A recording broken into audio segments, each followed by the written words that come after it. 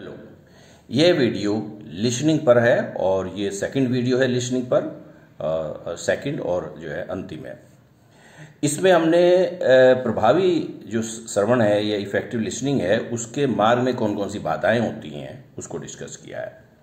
Noise का अगर आप देखें तो ये आप Uttar Pradesh public service commission के प्रीवियस ईयर के पेपर देखें तो ये कई बार क्वेश्चन आया है कि कौन कौन सी बाधाएं हैं। तो नॉइज उसमें ऑप्शन रहता है, कोलाहल जिसको हिंदी में कहते हैं।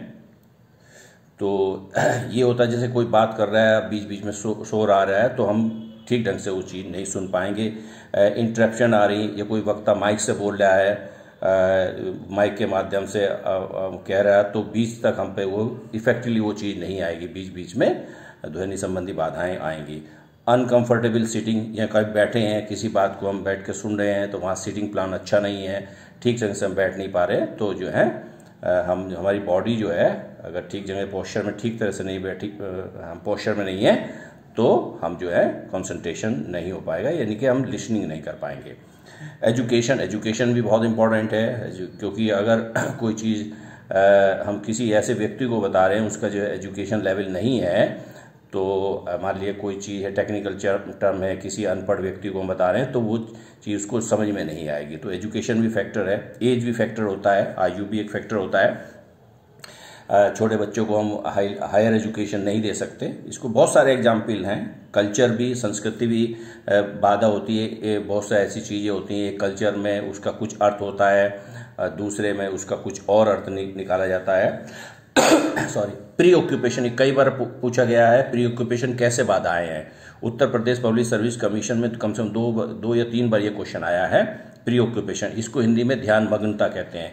ये ध्यान मग्नता वो है, कंसंट्रेशन नहीं है, ये ध्यान मग्नता वो है जब आदमी अपने में ही ध्यान मग्न हो, किसी दूसरे की बात ना सुन रहा हो, तो ये भी बाधा है। Developing a response rather than listening, सुनने की अपेक्षा हम उत्तर देने के लिए जरा ज़्यादा तत्पर आतुर होते हैं। तो अगर हम ठीक ढंग से नहीं सुनेंगे लेकिन उससे पहले ही हम उत्तर दे दें जो है, तो ये प्रति उत्तर दे दे, रेस्पॉन्स दे दे, तो ये भी एक बाधा मानी गई है। डिस्ट्रैक्टिंग वॉइस जो है डिस्ट्रैक्टिंग आ रही है, जैसे पहले भी आया। इंटरप्शन कई प्रकार के होते हैं, जो बीच बीच में आवाज़ क्लियर नहीं आ पा रही है, नेटवर्क ठीक नहीं, जैसे हम लोग क्या कहते हैं मोबाइल पे बात करते हैं तो आवाज़ कटती है, तो वो ठीक ढंग से नहीं हम जो है लिसन नहीं कर पाते, सुन नहीं पाते।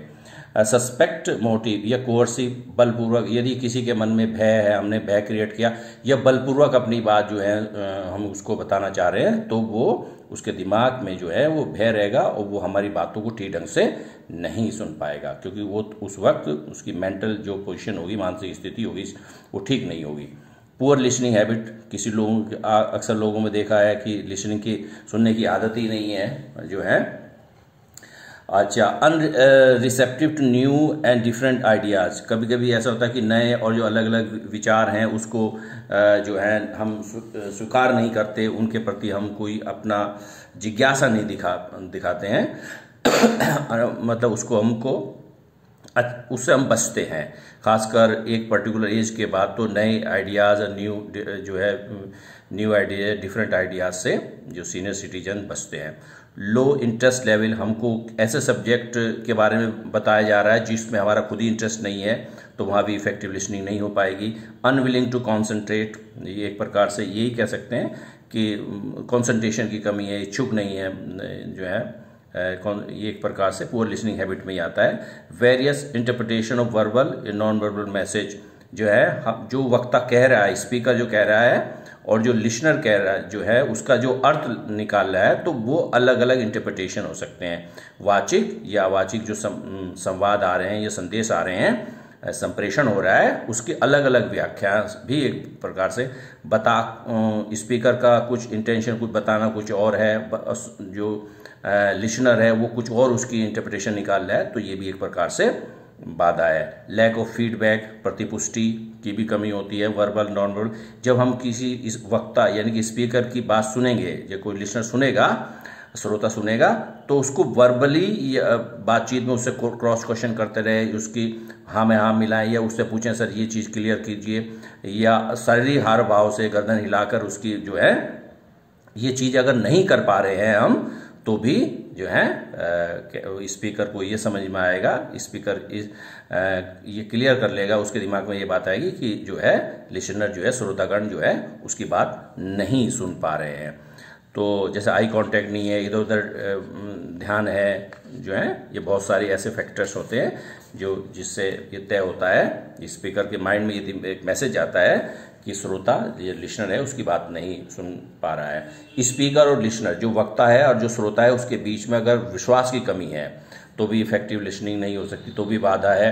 Fear cause by position status of speaker, speaker का स्टेटस है, पोजीशन बहुत ऊंची है, उसके कारण भी भय होते हैं। जैसे कोई हाई लेवल का अधिकारी है, या जैसे फॉर एग्जांपल कोई मिनिस्टर है, तो हम उस तक अपनी बात, क्योंकि उनके स्टेटस और पोजीशन हमको प्रभावित करते हैं, तो हम जो है वो एक भय हमारे अंदर रहता है और हम घबराहट की वजह से जो है उसकी बातों को ठीक ढंग से नहीं सुन पाते।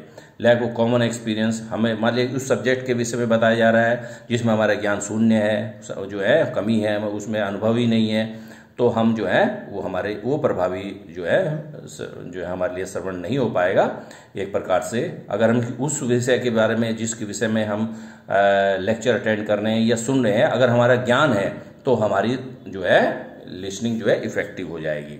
ईगो की अहम की वजह से भी बहुत सारे होते हैं कि अहम वश हम किसी की बात नहीं सुनते हैं, चाहे वो कितने भी इंपॉर्टेंट बात बता रहा हो सॉरी, तो वो ईगो भी एक फैक्टर होता है प्रभावी श्रवण में।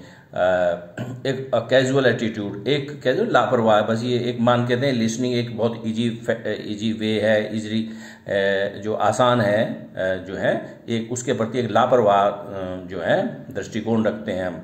अगर हम जो है तो हम फिर उस चीज़ को ध्यान पूर्वक नहीं सुन पाते।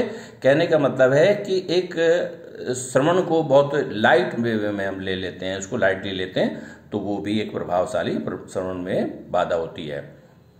प्रिजुडिस, पूर्व अगर भी आया है, कई बार क्वेश्चन है, पूर्व अगर हमने एक ओपिनियन किसी के बारे में सेट कर रखी है, ओपिनियन फॉर्म कर रखी है कि चाहे वो कितने भी इंपॉर्टेंट बात बताए, लेकिन हमारे जो है उसके प्रति एक ओपिनियन है, तो जो है जो हमारे डिस्ट्रैक्ट करती है सुनने में उसकी बातों को, ये भी पूर्वाग्रह भी है। मैसेज ओवरलोड भी बहुत ज़्यादा इन्फॉर्मेशन है, ज़्यादा इन्फॉर्मेशन वक्ता दे रहा है, तो एक सर्टेन लेवल के बाद ब्रेन की जो रिसेप्टिविटी है, ब्रेन की जो तथ्यों को, ये सूचना को ग्रहण करने की शक्ति है, वो कम हो जाएगी।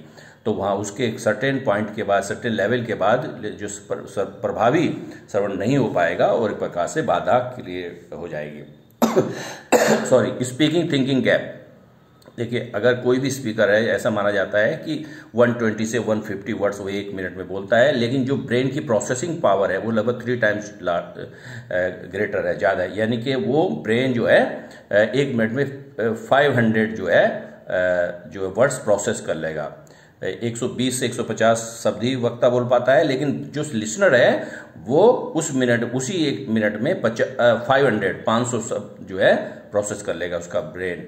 तो इसका मतलब है वो पहले प्रोसेस कर लेगा, 120-150 शब्दों को तो बहुत पहले ही प्रोसेस करके बैठ जाएगा, तो ब्रेन उसका रिलैक्स मोड पे चले जाएगा, तो इससे डिविएशन पैदा होगा, इससे कंसंट्रेशन भंग होगा। तो ये स्पीकिंग थिंकिंग गैप भी जो है प्रभावी श्रवण में बाधा है, क्योंकि जब डिविएशन हो जाएगा तो आगे के स्टेटमेंट नहीं सुनेगा। हियरिंग इम्पेयरमेंट जो है, अगर आप कुछ जो है लोगों के शरीर में या कान में ही दिक्कत होती है, सुनने में ही दिक्कत होती है, तो ये शारीरिक जो है व्यवधान के अंतर्गत आएगा। तो ये भी अगर ठीक ढंग से नहीं सुन पा रहा है तो वो भी एक प्रकार से बाधा है। ओके।